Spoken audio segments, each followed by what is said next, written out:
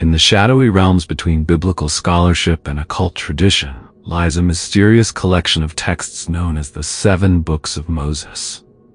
While the first 5 books, Genesis, Exodus, Leviticus, Numbers, and Deuteronomy, form the Torah, the foundational text of Judaism, the supposed 6th and 7th books exist in an entirely different dimension of spiritual literature. These enigmatic works claim to contain the secret magical knowledge that Moses received directly from God, knowledge that allegedly empowered him to perform the miraculous feats described in Exodus, turning his staff into a serpent, calling down the 10 plagues upon Egypt, parting the Red Sea, and other supernatural demonstrations that led to the liberation of the Israelites. Unlike the canonical books of Moses that focus on law, history, and covenant, these hidden books allegedly reveal the esoteric techniques behind Moses' miracles, a divine magic system that has purportedly been preserved in secret lineages since biblical times. What makes these texts particularly fascinating is their complete absence from the biblical canon, their disputed origins, and their profound influence on various magical traditions across continents and cultures. This exploration delves into the obscure history and mystical content of the 7 books of Moses, with special attention to the 6th and 7th books, texts that have captivated spiritualists, occultists, and practitioners of folk magic for centuries, despite, or perhaps because of, their controversial nature and questionable provenance. The true origins of the 6th and 7th books of Moses remain shrouded in mystery, though historical evidence points to a much more recent creation than their supposed ancient Hebraic roots. While the texts themselves claim to contain magical knowledge transmitted from God to Moses on Mount Sinai alongside the 10 Commandments, scholars generally date the texts to the 18th or early 19th century, identifying them as products of European occult traditions rather than authentic biblical material. The earliest documented appearances of the 6th and 7th books come from German pamphlets in the 18th century. However, the texts gained significant prominence when published as part of a larger collection titled Das Kloster, the Cloister, by the German antiquarian Johann Scheibel in Stuttgart in 1849. This publication effectively launched the texts into broader circulation, eventually resulting in their translation into English in 1880 and subsequent distribution throughout North America and beyond. The texts present themselves as lost or hidden biblical books that reveal the magical arts Moses used to perform his biblical miracles. They claim a transmission lineage from Moses to Solomon, then to priests, and finally to Talmudic scholars, creating an appealing narrative of secret knowledge preserved through generations of initiates. This claimed lineage strategically positions the texts as authentic extensions of biblical tradition while explaining their absence from the canonical scriptures. The 6th and 7th books of Moses fall into a long tradition of pseudepigraphic texts, works falsely attributed to famous historical or biblical figures to lend them greater authority and mystique. This practice was particularly common in magical and occult literature, where attribution to Solomon, Moses, Enoch, or other powerful biblical figures could significantly enhance a text's perceived potency and legitimacy. The attribution to Moses is particularly significant, as the archetypal prophet who spoke directly with God and performed spectacular miracles. Moses represents the ultimate source of divine magical knowledge in the Judeo-Christian tradition. By invoking his name, the creators of these texts tapped into a powerful symbolic lineage, essentially claiming their magical system derived directly from the same divine source that empowered Moses. Interestingly, this was not the first time magical texts had been attributed to Moses. A much older work known as the 8th Book of Moses, entirely unrelated to the 6th and 7th books, appears in the Greek magical papyri, a collection of magical spells and formulas from Greco-Roman Egypt dating to the 4th century CE. This earlier attribution demonstrates the long-standing appeal of Moses as a source of magical authority. Rather than representing authentic Hebraic wisdom, the 6th and 7th books of Moses actually belong to the European grimoire tradition that flourished from the medieval period through the Enlightenment. Grimoires, handbooks of magic containing instructions for summoning spirits, creating talismans, and performing various magical operations, became increasingly popular in Europe from the 15th century onward. The content and structure of the 6th and 7th books align much more closely with other European grimoires like the Key of Solomon, the Lesser Key of Solomon, or Goetia, the Book of Abramelin, and the Black Pullet than with authentic Jewish mystical texts. Elements from Heinrich Cornelius Agrippa's influential 3 books of occult philosophy, 1531, appear directly reprinted in the 6th and 7th books, revealing their true lineage in Western esoteric traditions rather than ancient Hebrew sources. The texts also show influence from the Sefer Raziel HaMalach, the Book of Raziel the Angel, a medieval compilation of Jewish mystical works that contains sections on angelic magic.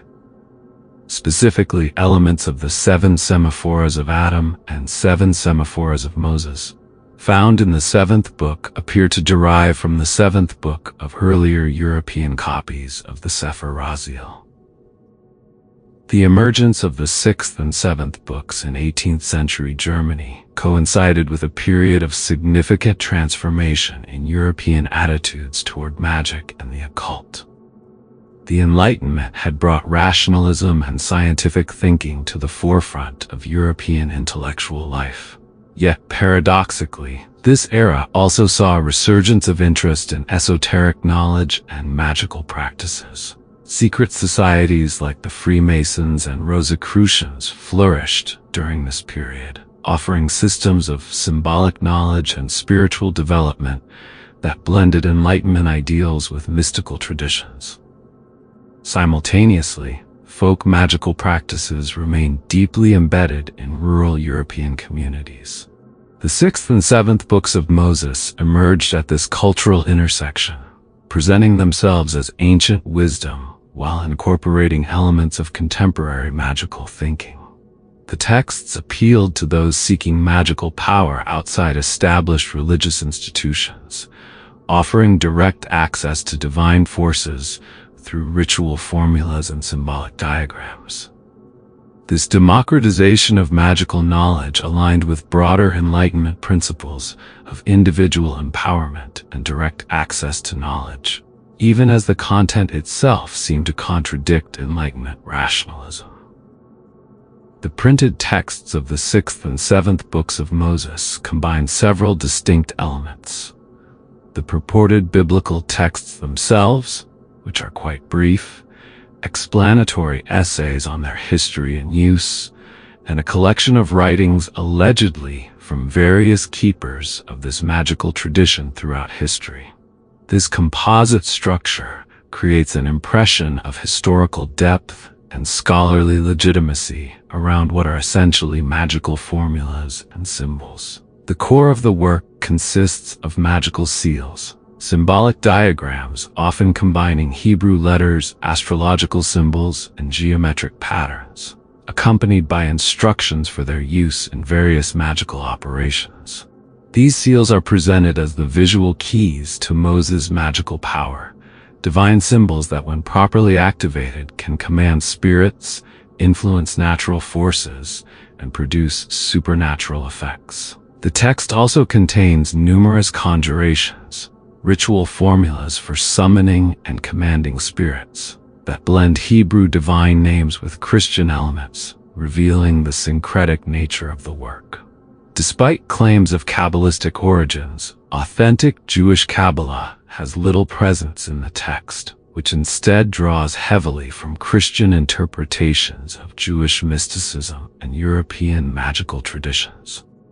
Central to the magical system of the 6th and 7th books is the power of divine names, sacred names of God that, when properly pronounced or inscribed, are believed to channel divine power.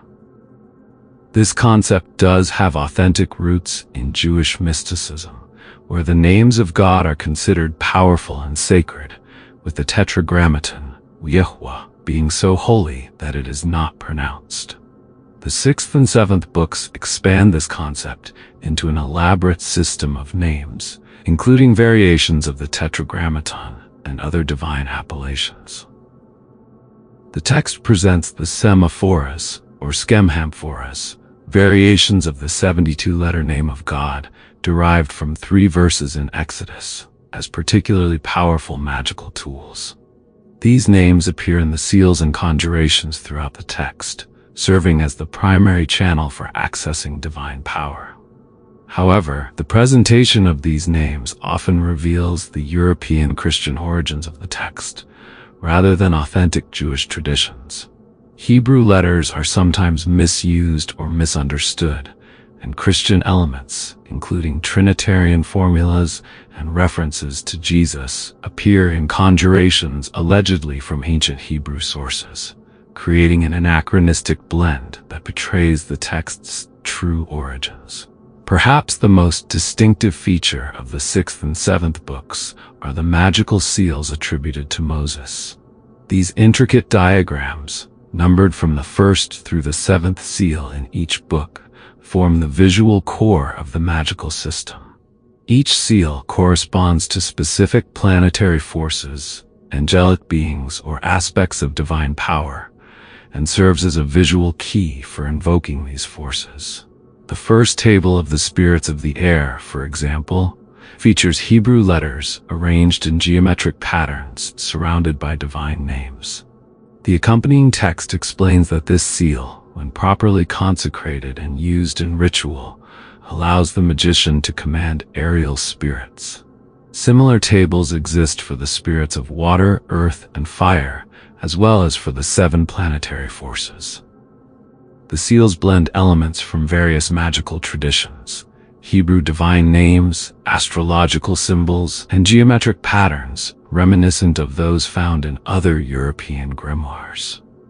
Some seals are said to represent objects of power from biblical narratives, such as the breastplate of Moses, figure 81 in the tradition of the 6th book, or Aaron's breastplate. Others purport to reveal the true forms of magical implements described in biblical passages. Beyond the seals themselves, the 6th and 7th books provide detailed instructions for their ritual use.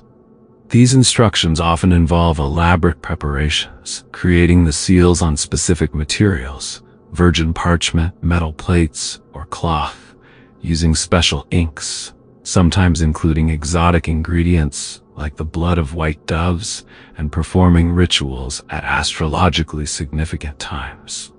The magical operations described range from the lofty to the mundane. Some rituals aim to invoke biblical figures like Moses or Aaron for spiritual guidance. Others seek to command spirits for practical purposes, finding hidden treasures, gaining love or favor, achieving success in business or gambling, or protecting against enemies and misfortune. The citation of the 7 Great Princes section provides elaborate conjurations for summoning powerful spirits, complete with protective circles to be drawn in the blood of white young doves, and specific incantations, combining Hebrew divine names with Latin magical formulas. This section reveals the text's connection to the European tradition of ceremonial magic rather than authentic Jewish practices. Particularly noteworthy is the inclusion of material on using the biblical Psalms for magical purposes in a section titled Sefer Shemush Tehillim, the book of the magical uses of the Psalms. This represents a genuine Jewish magical tradition though the version presented in the 6th and 7th books has been adapted to fit within the broader European magical framework of the text. The magical system presented in the 6th and 7th books reveals a complex cosmology, blending elements from multiple traditions. The text presents a hierarchical universe populated by various spiritual entities: angels, planetary spirits, elemental beings, and demons, all ultimately subject to divine authority channeled through the proper use of seals and divine names. The 7 planetary forces, Saturn, Jupiter, Mars, Sun, Venus, Mercury, and Moon, play a central role in this cosmology, each associated with specific angels, spirits, metals, colors, and magical effects. This astrological framework derives from Hellenistic astrology via medieval European occultism rather than from authentic Jewish sources. The 4 elements, fire, water, air, and earth, form another key component of the system, each with its corresponding spirits and magical operations. This elemental system, common in European magical traditions, appears in the tables of spirits presented in the 7th book. Despite claims of Kabbalistic origin, the cosmology of the 6th and 7th books bears little resemblance to authentic Kabbalistic concepts like the Sephirot, divine emanations, or the 4 worlds. Instead, it presents a syncretic blend of European magical cosmology with Hebrew divine names and biblical references overlaid to create an appearance of Jewish authenticity. After its publication in Germany and subsequent translation into English, the 6th and 7th books of Moses found particular resonance in the Pennsylvania Dutch communities of the United States. These German-speaking immigrants, who had settled in Pennsylvania beginning in the 17th century, brought with them European folk magical traditions that provided fertile ground for the adoption of the 6th and 7th books. The Pennsylvania Dutch practiced a form of folk magic known as powwow or brouwerij in Pennsylvania Dutch, which blended Christian prayer with magical formulas and healing practices.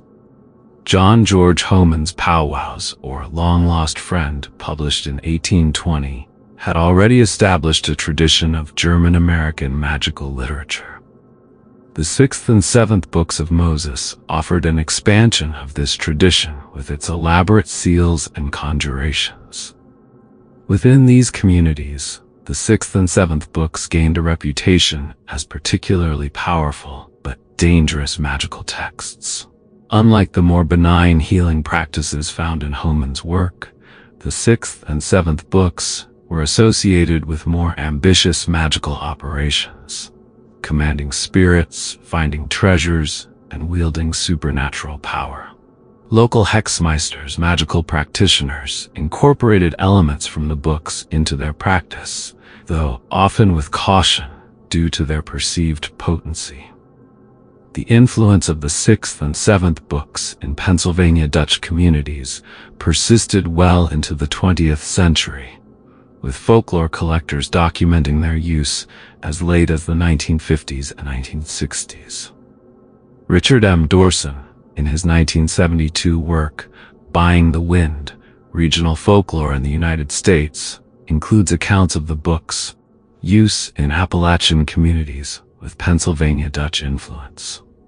Perhaps the most significant and enduring cultural impact of the 6th and 7th books occurred in African American communities, where they became central texts in the development of hoodoo, also known as conjure or root work, a system of African American folk magic that blends African spiritual traditions with European magical practices and Christian elements. The late 19th century saw increasing accessibility of occult literature through inexpensive paperback publishing, coinciding with rising literacy rates among African Americans following emancipation. Publishers like L.W. de Lawrence of Chicago specialized in occult works, including editions of the 6th and 7th books of Moses that circulated widely in African American communities. Between 1936 and 1972, folklorist Harry Middleton Hyatt conducted extensive interviews with African American hoodoo practitioners, many of whom referenced the 6th and 7th books of Moses as important sources for their magical work. These practitioners integrated the seals and conjurations from the books into a magical system that already incorporated African spiritual concepts, Christian prayers, and botanical knowledge. In hoodoo tradition, the 6th and 7th books became associated with particularly powerful forms of conjure work. The seals from the books were copied onto paper to create talismans, drawn on candles for ritual work, or incorporated into mojo bags, magical charm pouches. The divine names and conjurations from the text were adapted for use in prayers and spoken charms. What made the 6th and 7th books particularly appealing in hoodoo was their purported biblical origin, which allowed practitioners to reconcile magical work with Christian faith. By presenting magical practices as derived from Moses, a biblical figure of unquestionable spiritual authority, the texts provided a framework for understanding magic as an extension of religious practice, rather than its opposition. From the United States, knowledge of the 6th and 7th books spread to the Caribbean, particularly to Jamaica and other Anglophone islands, where they became influential texts in local spiritual traditions. In Jamaica, the books became integrated into both Obeah, a system of folk magic and healing, and the developing Rastafari movement of the early 20th century.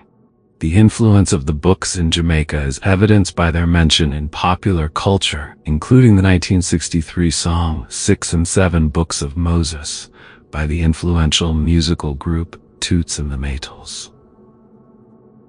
The lyrics position these books as extensions of biblical tradition, reflecting their acceptance within certain religious contexts, despite their absence from the canonical Bible. Even more remarkably, the 6th and 7th books gained significant influence in West Africa, particularly in British colonies like Ghana and Nigeria during the early 20th century. In these contexts, the books were adopted as sources of Christian magic by both traditional spiritualists and educated Africans seeking access to Western power through magical means. In colonial Gold Coast, modern Ghana, and Nigeria, possession of the 6th and 7th books became associated with education and connection to Western knowledge. The books were seen as providing access to the magical secrets behind European power and success, a Western form of magic that complemented indigenous spiritual traditions while offering new avenues for spiritual and material advancement. This remarkable transcontinental journey from 18th century Germany to 20th century West Africa demonstrates the extraordinary adaptability of these texts. In each new cultural context, the 6th and 7th books were reinterpreted and integrated into existing spiritual frameworks, gaining new layers of meaning while retaining their core appeal as repositories of powerful biblical magic. The 20th century saw continued interest in the 6th and 7th books of Moses within various occult movements. The texts influenced modern ceremonial magic, particularly traditions that drew on grimoire sources. Aleister Crowley, the influential occultist and founder of Thelema, was familiar with the texts, though he did not incorporate them significantly into his own magical system. In the latter half of the 20th century, with the rise of new religious movements like Wicca and the broader neo-pagan revival, interest in historical magical texts increased. The 6th and 7th books, with their elaborate seals and ritual instructions, attracted attention from practitioners seeking historical sources for magical practice. The New Age movement of the 1970s and beyond created additional interest in magical and mystical texts from various traditions. publishers began producing new editions of the 6th and 7th books, sometimes with commentary situating them in historical context or providing additional instructions for contemporary practice. In contemporary occult communities, attitudes toward the 6th and 7th books vary considerably. Some practitioners value them primarily as historical artifacts, examples of how magical traditions developed and spread across cultures. Others incorporate elements from the books into active magical practice, using the seals and divine names in rituals, while often adapting the more elaborate or problematic aspects of the original instructions. The internet age has further transformed access to and understanding of these texts. Digital versions circulate widely, and online forums allow practitioners to share experiences and interpretations. Contemporary scholars of Western esotericism have also given increased attention to the texts, analyzing their historical development and cultural significance. The attribution of the 6th and 7th books to Moses raises fascinating questions about authenticity and authority in magical and religious texts. While modern scholarship clearly identifies these works as products of 18th or 19th century European occultism, rather than ancient Hebrew wisdom, this attribution served crucial purposes in establishing the text's perceived power and legitimacy. By claiming Moses as their author, these books position themselves within a venerable tradition of magical pseudepigrapha, texts attributed to powerful biblical or historical figures to enhance their spiritual authority. This practice has ancient precedent. Magical texts attributed to Solomon, Enoch, and various biblical patriarchs circulated widely in the ancient and medieval worlds. For practitioners in various traditions, the question of literal authenticity often mattered less than spiritual authenticity, whether the texts provided effective access to divine power. The biblical narrative of Moses receiving direct instruction from God on Mount Sinai created a powerful symbolic framework. If these books contained knowledge passed from God to Moses alongside the Ten Commandments, they represented the ultimate source of divine magical wisdom. This perceived connection to biblical authority allowed the 6th and 7th books to transcend religious and cultural boundaries, appealing to practitioners from diverse backgrounds who recognized Moses as a spiritually authoritative figure. The texts claimed biblical origin, provided a form of legitimacy that purely European magical texts might lack, particularly in Christian communities, where overtly magical practices faced suspicion and condemnation. The 6th and 7th books represent a remarkable example of religious syncretism, the blending of elements from multiple religious traditions into new forms. Despite claims of ancient Hebrew origin, the texts contain an unmistakable Christian influence, revealing their development within European Christian cultural contexts. Many of the conjurations include Trinitarian formulas or references to Jesus Christ, elements that would be entirely anachronistic in genuinely ancient Hebrew texts. These Christian elements appear alongside Hebrew divine names and references to Jewish mystical concepts, creating a hybrid magical system that bridges religious boundaries. When the texts were adopted into African American hoodoo and African spiritual traditions, additional layers of syncretism emerged. Practitioners incorporated the seals and divine names from the 6th and 7th books into magical systems that already blended African spiritual concepts with Christian elements, creating complex, multi-layered traditions that defied simple religious categorization. This syncretic quality made the 6th and 7th books particularly adaptable to diverse cultural contexts. The texts could be interpreted through various religious lenses, as extensions of biblical tradition, as repositories of ancient mystical wisdom, or as practical handbooks of magical technique. This flexibility contributed significantly to their widespread adoption across cultural and religious boundaries. The reception of the sixth and seventh books within various religious communities reveals complex attitudes toward magic and its relationship to Orthodox religion. In many Christian communities, particularly Protestant denominations with strong prohibitions against magical practice, the texts occupied an ambiguous position, officially condemned yet privately consulted. The biblical attribution provided a crucial justification for those seeking to reconcile magical practice with religious faith. If Moses himself, the recipient of the Ten Commandments and author of biblical law, had received and transmitted magical knowledge from God, then such knowledge could be understood as an extension of divine revelation, rather than its opposition. In Jewish communities, the reaction to these texts was generally more dismissive, as their misuse of Hebrew and lack of authentic connection to Jewish mystical traditions was more readily apparent.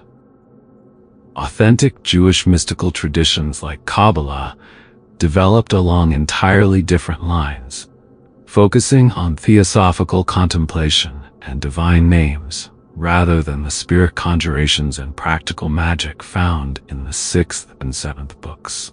Yet in syncretic traditions like hoodoo and certain Caribbean spiritual practices, the sixth and seventh books found their most receptive audience. These traditions already operated at the intersection of multiple religious systems, integrating elements from various sources based on perceived efficacy rather than doctrinal consistency. The practical, results-oriented approach of the sixth and seventh books aligned perfectly with these syncretic traditions. A significant aspect of the sixth and seventh books' appeal lies in their presentation as forbidden or hidden knowledge, secret wisdom concealed from the masses but available to those willing to seek it out. This narrative of concealed divine secrets runs throughout the texts, which present themselves as knowledge intentionally excluded from the canonical Bible.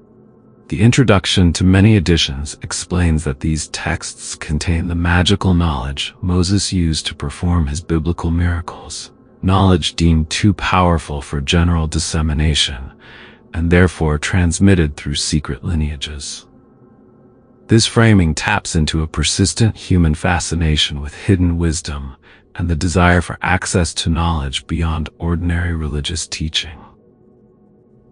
The forbidden knowledge narrative creates a powerful psychological effect, enhancing the perceived value and potency of the magical techniques presented. Knowledge that has been deliberately concealed, the logic suggests, must be particularly powerful. Why else would religious authorities have kept it hidden?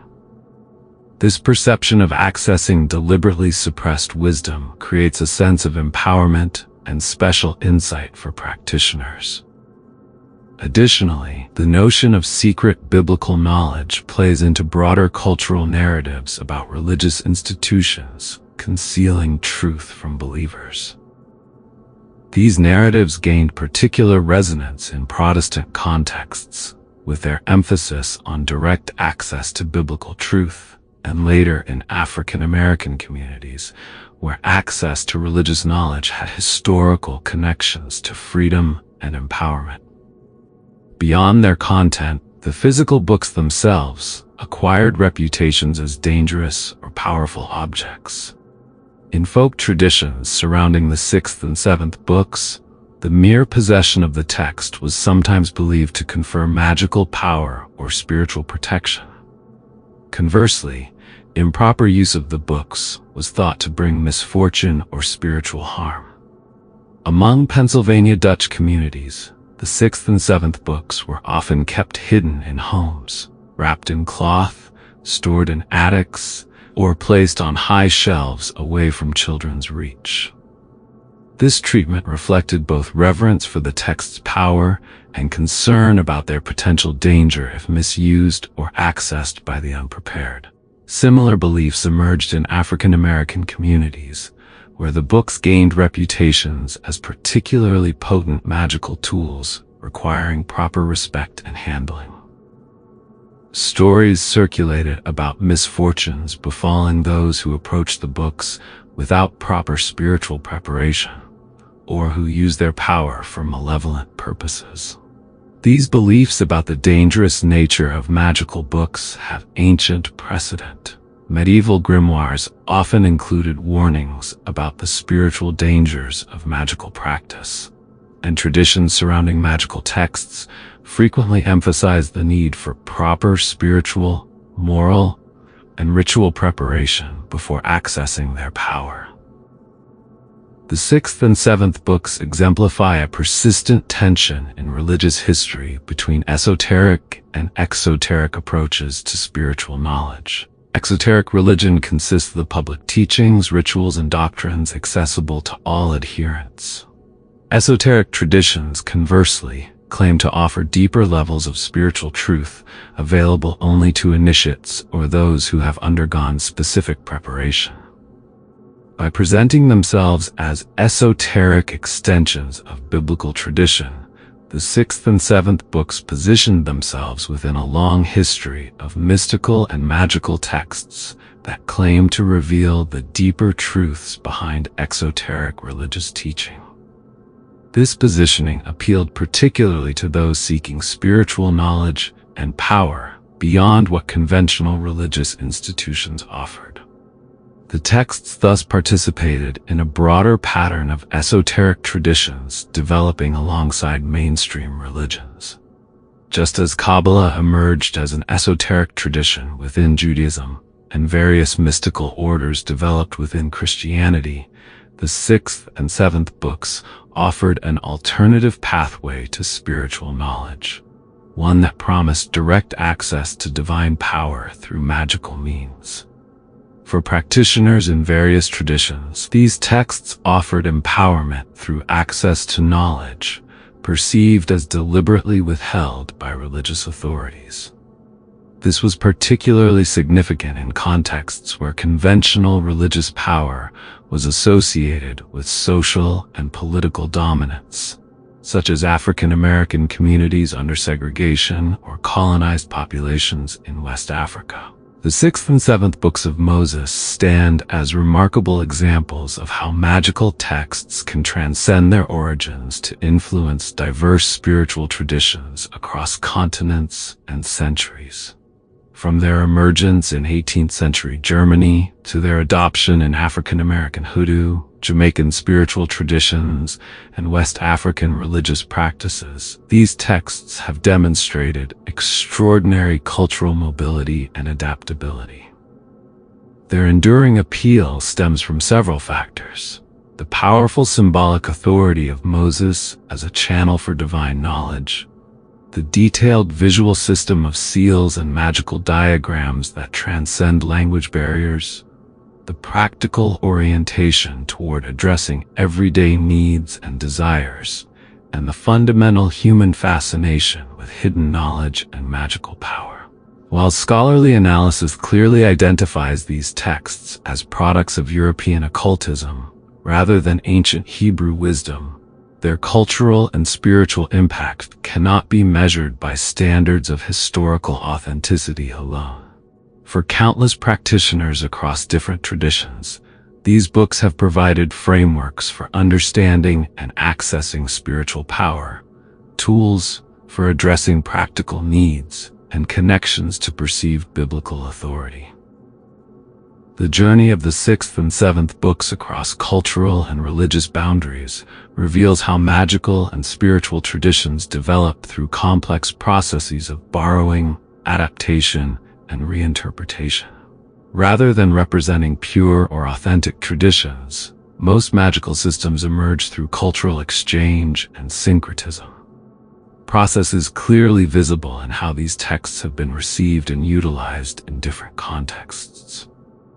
Today, as scholars of Western esotericism bring increased attention to the historical development and cultural significance of magical texts, the sixth and seventh books of Moses offer a particularly rich case study in how spiritual knowledge circulates and transforms across cultures.